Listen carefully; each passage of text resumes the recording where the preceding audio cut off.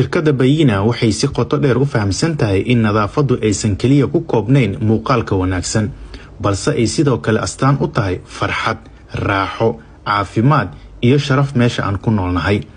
waxaan ku faaneynaa inaan bixino adeegyo nadaafad oo heer sareeya bulshaduna ay aad u soo dhaweeyeen.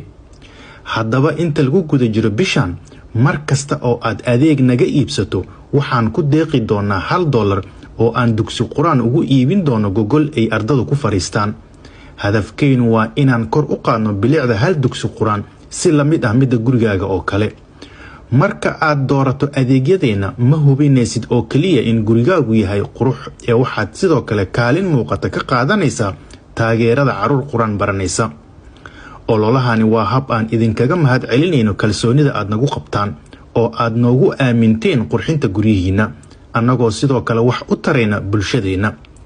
maantaba nagu soo biir adigoo iibsanaya adeeg si aad uga mid noqoto hirgeliyayaasha mashruucan.